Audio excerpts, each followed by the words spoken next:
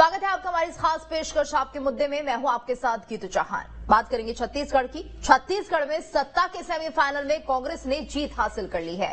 अपनी परंपरागत सीट भानुप्रतापपुर पर कांग्रेस ने फिर से जीत का परचम लहराया है। कांग्रेस प्रत्याशी सावित्री मंडावी ने बीजेपी प्रत्याशी ब्रह्मानंद नेताम को शिकस्त दी है। दरअसल बीजेपी के पास मौका था कि वो भानुप्रतापपुर सीट से बस्तर में एंट्री करे, लेकिन बीजेपी ने मौका भी हाथ से गंवा दिया। ऐसे में 2023 विधानसभा चुनाव से पहले कहीं न कहीं बीजेपी की चुनौतियां और बढ़ती हुई नजर आने लगी है। तो तमाम तरह के सवाल उठ रहे हैं। आज के क्या सवाल है ये भी आपको बता देते हैं। भानुप्रतापपुर में जीत के आखिर मायने क्या है? बस्तर में एंट्री से आखिर कैसे चूक गई बीजेपी? बीजेपी की हर तैयारी पर क्या बघेल ब्रांड भारी पड़ रहा है? भानुप्रतापपुर में हार से बीजेपी की कितनी चुनौती बढ़ेगी? प्रत्याशी पर रेप के आरोप से बीजेपी को क्या हार का सामना करना पड़ा? सहानुभूति या फिर भारी पड़ी कांग्रेस की रणनीति? ये तमाम सवाल जिनके जवाब ढूंढने की कोशिश करेंगे, लेकिन उससे पहले देखिए ये रिपोर्ट।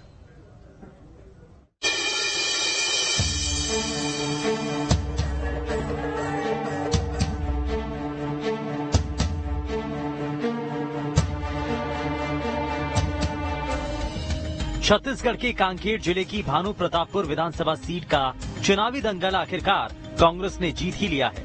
यहां कांग्रेस प्रत्याशी सावित्री मंडावी ने बीजेपी के ब्रह्मानंद नेताम को भारी अंतर से हराया। इस उपचुनाव को 2023 विधानसभा चुनाव से पहले का लिटमस टेस्ट माना जा रहा था। कांग्रेस ने इस टेस्ट को पास कर लिया है। अब नजरें विधानसभा चुनाव 2023 पर रहेंगी।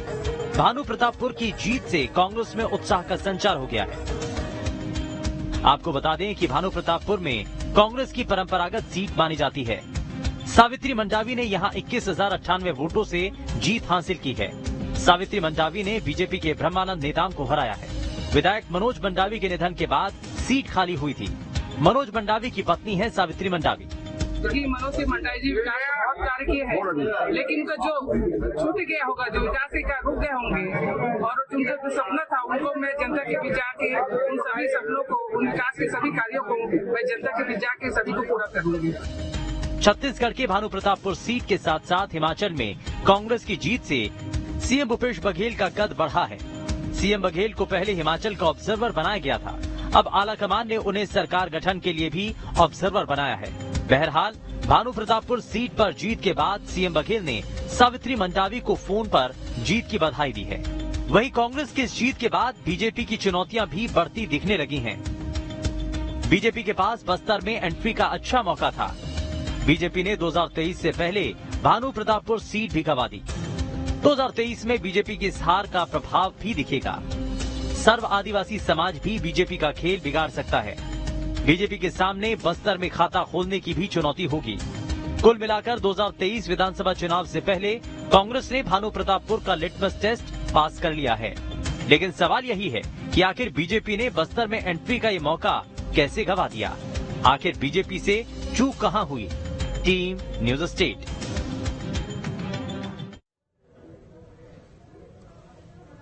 और इस वक्त हमारे साथ खास मेहमान जुड़ चुके हैं। बाबूलाल शर्मा, वरिष्ठ पत्रकार, डॉक्टर विमल चोपड़ा, बीजेपी नेता हमारे साथ बने हुए। आप दोनों का बहुत बहुत स्वागत है। तो सवाल यही उठ रहा है कि जिस तरह से बीजेपी ने बड़े बड़े दावे किए थे जीत के, आखिर चूक कहां हो गई? विमल जी। तभी हार गई है, लेकिन चुनाव के पहले हर पार्टी दावे करती है कि वो जीत की ओर जा रही है और जीत के लिए चुनाव लड़ती है।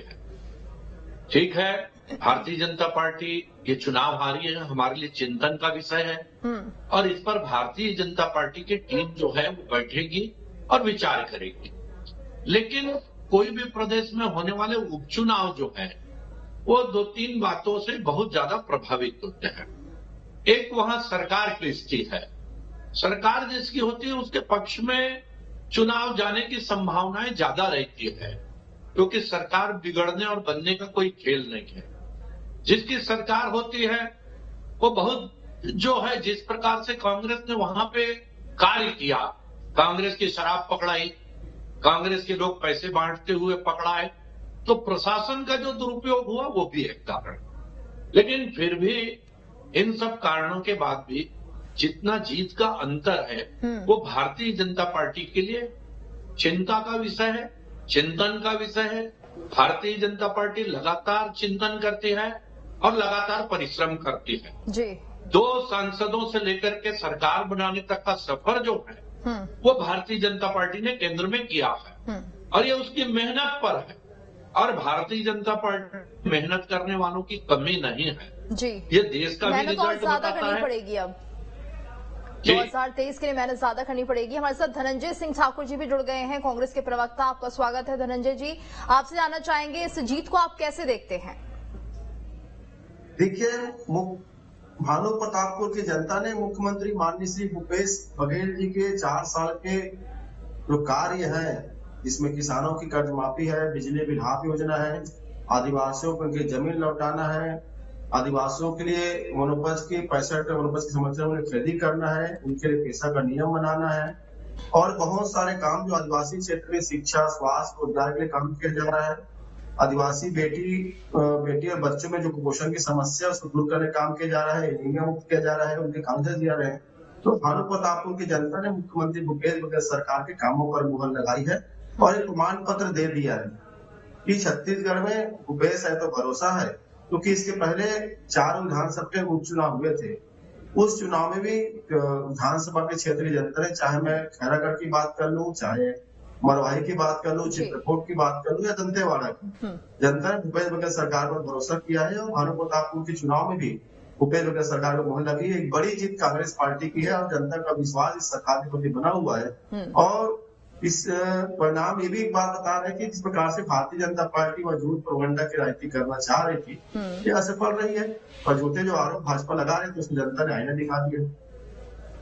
जी, तो यानी कि अब आपको और मेहनत करनी पड़ेगी। जनता ने भरोसा अपना जताया है, तो आगे आपके लिए भी चुनौती बढ़ती जा रही है धनंजय जी। और रुख करते हैं बाबूलाल जी का। बाबूलाल जी, आप इस जीत को कैसे देखते हैं? क्योंकि लगातार ये एक मौका था बीजेपी के लिए बस्तर में एंट्री का, वहां से भी बीजेपी चूक गई है। रणनीति में क्या कुछ कमी रह गई है या फिर जनता का भरोसा वाकई भूपेश बघेल सरकार पर है जिसके चलते ये एक और जीत दर्ज करा दी है?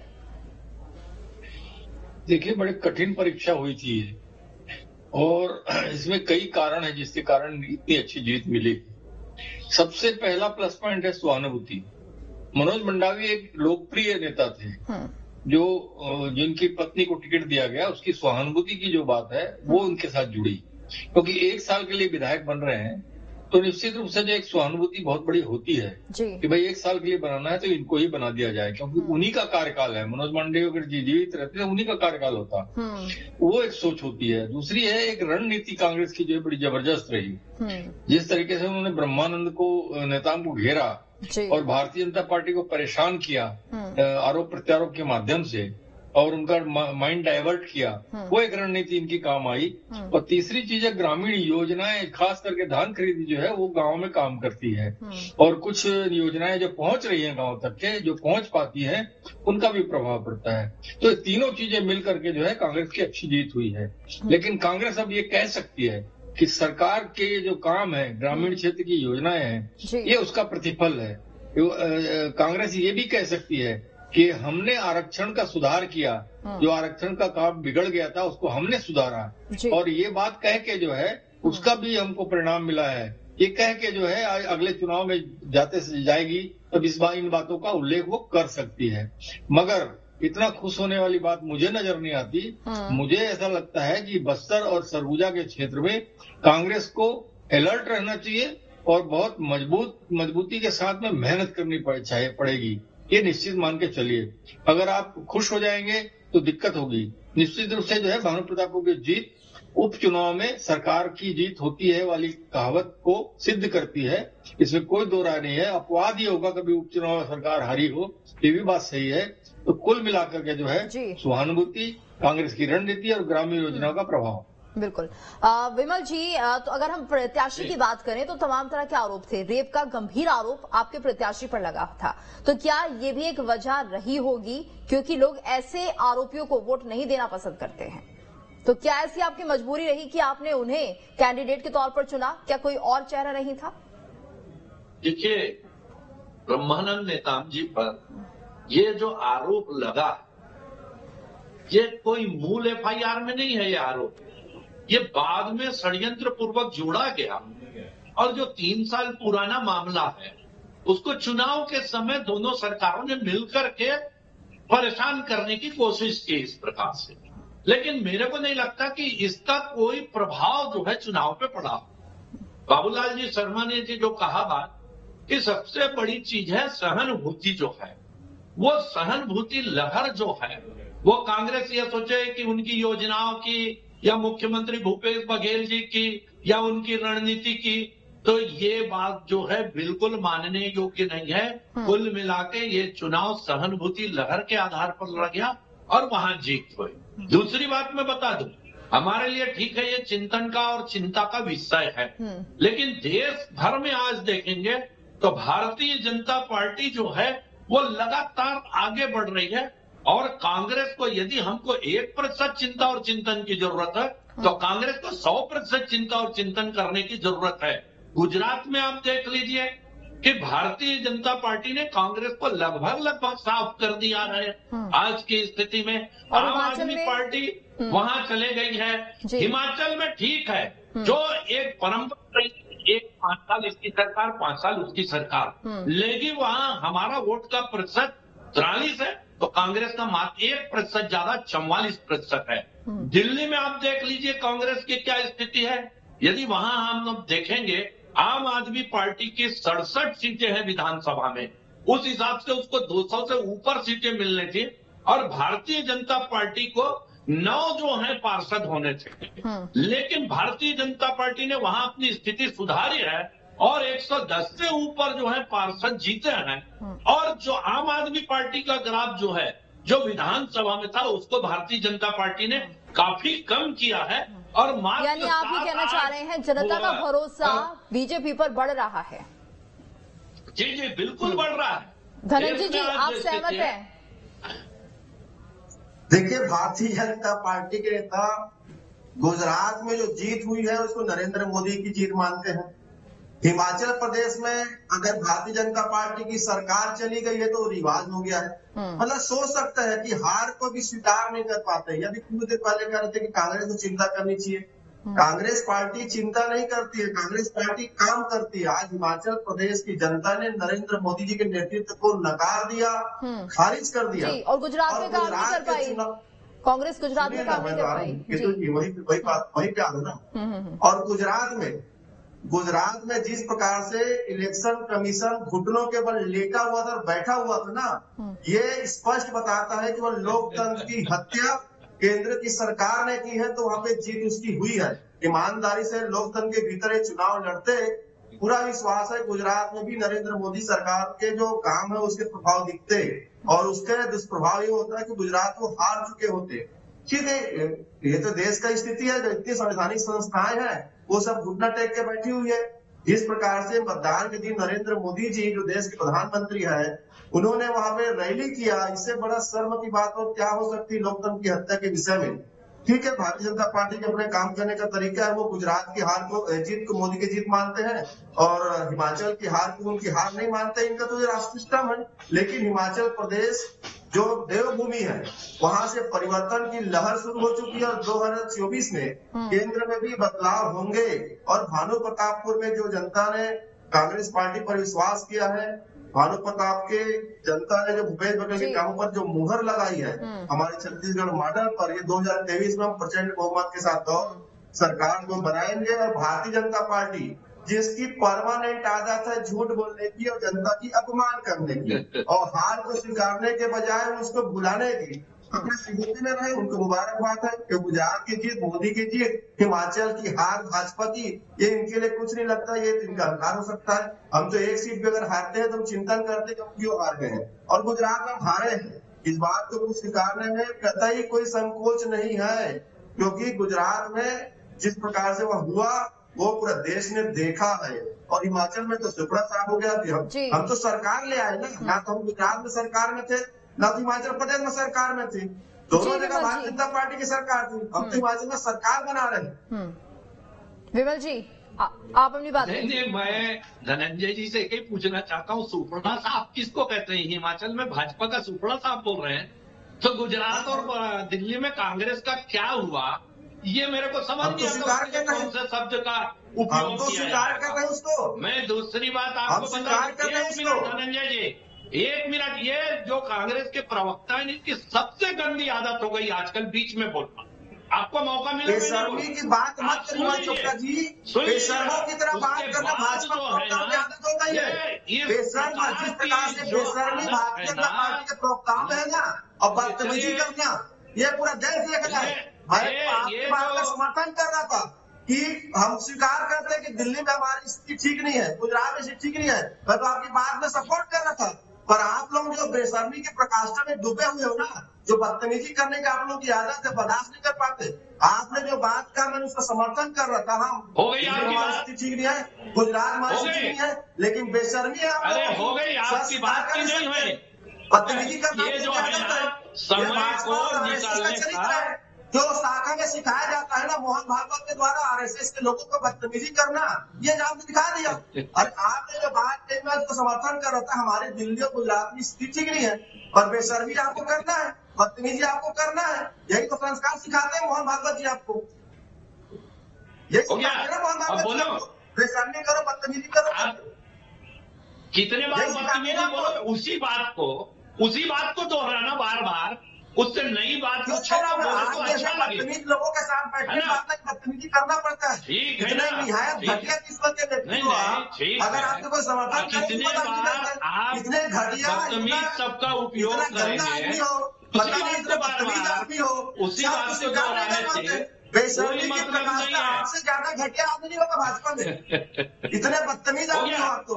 चलिए मैं बदतमीज हूँ, मैं घटिया हूँ, अब बोलने दीजिए। बिल्कुल थर्ड क्लास बदतमीज आदमी हो, अब बोलने दीजिए। बात का समर्थन कर रहा है भाई, हो गया ना। चलिए ठीक है, क्योंकि बदतमीजी करना है, एक एक करके आप अपनी बात रखिए और मोहन भागवत और शब्दों की मर्यादा का ध्यान रखिए। ये जो कांग्रेस की बाबूलाल जी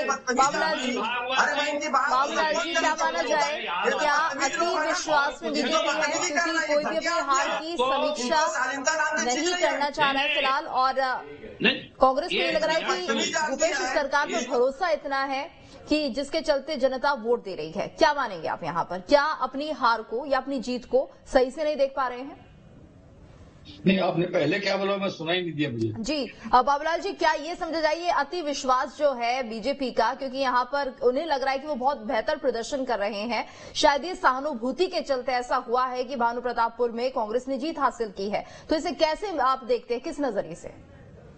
नहीं, मैंने तो बता दिया 3 कारण है उसके जीतने के, और आगे उनके प्रदर्शन पर रहेगा। अगर उनका प्रदर्शन साल भर में कुछ ठीक रहा तो उनको आगे टिकट मिलेगी, फिर से विधायक के लिए चुनाव लड़ सकती हैं, वो एक अलग मुद्दा हो गया है जी। और जहां तक ये राष्ट्रीय बातों में उलझ गए दोनों प्रवक्ता और कुछ दूसरी बातें करने लगे, मेरा ऐसा कहना है कि राष्ट्रीय मुद्दे पर आपको मानना पड़ेगा गुजरात के परिणाम से कि मोदी का फिलहाल कोई विकल्प नहीं है। उसकी बात को लोग सुन रहे हैं गुजरात में, और उन्होंने जो कहा अस्मिता की रक्षा करना है अपने भाषणों में कहा, तो उसको मैंने गुजरात के लोगों ने इस रूप में लिया है कि गुजरात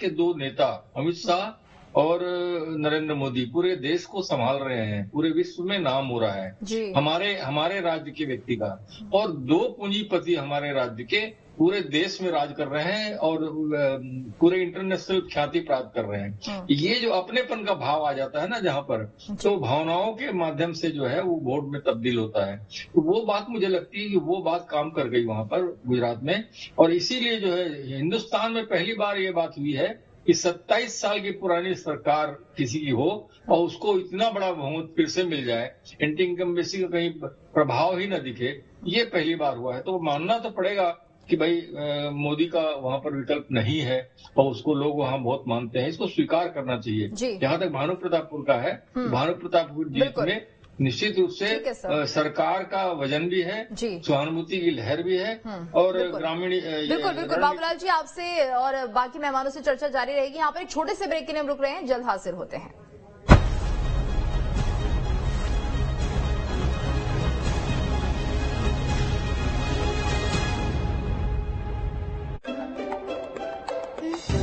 देखो भालू।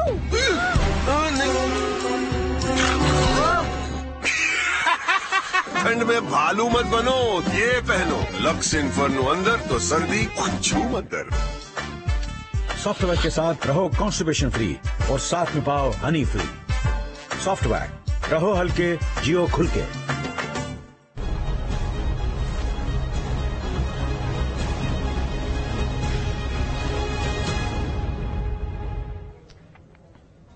ब्रेक के बाद आपका एक बार फिर से स्वागत है और आज मुद्दा वही है, भानु प्रतापपुर में जीत को आखिर किस तरह से देखा जाए। हमारे साथ बाबूलाल जी जुड़े हुए हैं, साथ ही धनंजय सिंह ठाकुर भी हमारे साथ बने हुए हैं। धनंजय जी, अब क्या आप मानते हैं, जनता ने आप पर भरोसा जताया है, आगामी विधानसभा चुनाव 2023 में होने हैं, ज्यादा वक्त नहीं है, अब किस तरह से आगे की रणनीति रहेगी? देखिए, निश्चित तौर पर आप देखेंगे 2018 के इलेक्शन में हमारी जीत हुई, उसके बाद हमने जनता से जो वादा किया था, जो 36 वादे हमने जनता से जो किए थे, उसमें 90% से अधिक वादों को पूरा करने का हमारी सरकार ने किया है। और यही एक वजह है कि हम यहाँ प्रदेश में जितने भी चुनाव हुए, विधानसभा के 5 चुनाव थे, इसमें कांग्रेस पार्टी की जीत हुई। नगर निगम के चुनाव, नगर पालिका के चुनाव, नगर पंचायत के चुनाव में हमारी सरकार की जीत हुई है और लगातार हम जनता के हित में काम करते जा रहे हैं। और 2023 में भी हम एक बड़े मैंडेट के साथ, जो 71 सीट आज जनता ने हमको दिया, इस लक्ष्य को ऊपर जाकर हम सरकार बनाएंगे और छत्तीसगढ़ मतारी की सेवा करेंगे। छत्तीसगढ़ की कला, संस्कृति, परंपरा, तीज त्योहार को विश्व में अलग से पहचान दिलाएंगे। यहाँ के किसान, यहाँ के नौजवान, यहाँ के युवाओं को जो उनके अधिकार वो देंगे और जो आरक्षण का अधिकार वो भी हम देंगे। तो निश्चित तौर पर 2023 को लेके एक शुभ संकेत हमारे पास भी, हम दोबारा यहाँ सरकार को बनाएंगे। जी बाबूलाल जी, तो ये माना जाए जिस तरह से हम सीएम बघेल की रणनीति को देख रहे हैं, लगातार वो रणनीति सफल होती हुई दिख रही है, क्योंकि कहीं ना कहीं बीजेपी पूरी स्ट्रैटेजी के साथ चुनाव में उतरती है और तमाम तरह के यहाँ पर प्रयोग भी किए जा रहे हैं, लेकिन क्या मानेंगे आप, क्या वो सफल नहीं हो रहे हैं? देखिए, भाजपा के पास प्रदेश में अभी तक कोई भी ऐसा मुद्दा नहीं है इनके हाथ में जो जनता के बीच में जाके प्रभावी हो। प्रदर्शन, आंदोलन, दिखावा, अखबारों में आना, ये अलग मुद्दा है। तो ये ऐसा इतना सीधा जनता पे प्रभाव पड़ जाए उनकी बातों का, ऐसी कोई बात कह दें, तब की बात है। तो ये जो है वो मुझे कमी दिखती है। और नेताओं का जहां तक प्रश्न है, भारतीय जनता पार्टी के नेताओं के मत जो है कुछ अलग अलग दिखाई दिए हैं। और भानु प्रतापपुर के टिकट का आवंटन जिस नेता ने कराया है, उस नेता को इस बात की जानकारी थी कि इनके खिलाफ जो है FIR दर्ज है, तो उसको टिकट दिलाने की पहल नहीं करी जानी चाहिए थी। लीक हो गया बात और कांग्रेस के हाथ में एक मुद्दा आ गया और उस बात का उन्होंने रणनीति के रूप में इस्तेमाल किया, जो रणनीति सफल भी हुई। और जहां तक सर्व आदिवासी समाज का प्रश्न आपने नहीं किया, मैं आपको बता दूं कि सर्व आदिवासी समाज को 23,000 वोट मिले कोर्राम जी को, लेकिन सर्व आदिवासी समाज कोई पार्टी नहीं है, वो पार्टी नहीं है। मुझे याद है डोंडी लोहारा में, सन ठीक से याद नहीं, 94-95 की बात है। विमल जी से ले लेते हैं, 1 मिनट का समय बचा है। विमल जी, आपका आखिरी कमेंट, क्या कहना चाहेंगे? नहीं, आप बोलने देंगे तब मैं बोलूंगा। जी जी बोलिए। बीच में भी कांग्रेस के प्रवक्ता बोलेंगे, आप उनको म्यूट नहीं करेंगे तो फिर मैं नहीं बोलूंगा, है ना। वो जानते हैं वो रणनीति के तहत कि टाइम में बकबक करते रहो और टाइम पास कर दिया। जी जी विमल जी, आप अपनी बात रखिए। देखिए, मैं नहीं, सब चीजें आज जो है वो मुद्दा उठा रहा है कि इलेक्शन कमीशन गुजरात में कर रहा है, वही इलेक्शन कमीशन तो हिमाचल में था, वही इलेक्शन कमीशन भानु प्रतापपुर में था। कभी इनकी राजनीति के ईवीएम का मुद्दा उठाया जाए, आज का ईवीएम का मुद्दा क्यों नहीं उठा रही है? ईवीएम से चुनाव हुए दिल्ली में, गुजरात में, हिमाचल में और भानु प्रतापपुर में। आज ईवीएम का मुद्दा इनके लिए खत्म हो गया। आज नहीं जीत रहे हैं तो मुद्दा खत्म। और जो नहीं आप बोलना दीजिए मेरे को पहले। ईवीएम का मुद्दा उस समय जो है उनके लिए बहुत महत्वपूर्ण हो जाता है कि ईवीएम जो है एक इलेक्शन कमीशन पर आरोप लगाना। हिमाचल में इलेक्शन कमीशन पर आरोप क्यों नहीं लगा रहे हैं?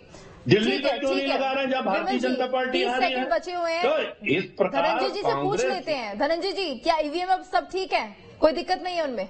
30 सेकंड सर। विमल चोपड़ा जी को आज के 2 दिन पहले के जगदलपुर में भाजपा नेताओं के प्रेस कॉन्फ्रेंस को सुनना चाहिए और पढ़ना चाहिए, जब बृजमोहन अग्रवाल ईवीएम पर टेम्परिंग करने का आरोप लगाए। दूसरी बात, इलेक्शन कमीशन की क्या हरकत थी गुजरात में सबने देखा, वही स्थिति उन्होंने हिमाचल प्रदेश में भी किया था। सही तरीका से चुनाव का संचालन कराते तो हम 40 सीट से भी ऊपर जाते, लेकिन वहां पे उन्होंने जिस प्रकार से शक्तियों का दुरुपयोग किया, जिस प्रकार से वहाँ पे आप देखेंगे न्यायालय का ही फैसला आया था ना, तो सफाई बात है, ईवीएम के दम पर चुनाव जीतते चलिए ठीक है, ईवीएम के दम पर समय इतना ही है ब्लैक पेपर में चुनाव। जी, समय इतना ही है। बहुत बहुत शुक्रिया आप सभी का हमारे साथ इस चर्चा में जुड़ने के लिए। तो जिसकी हार हुई है भानुप्रतापपुर में बीजेपी, यानी कि उन्हें अब समीक्षा करनी होगी, देखनी होगी उनकी रणनीति कैसी है।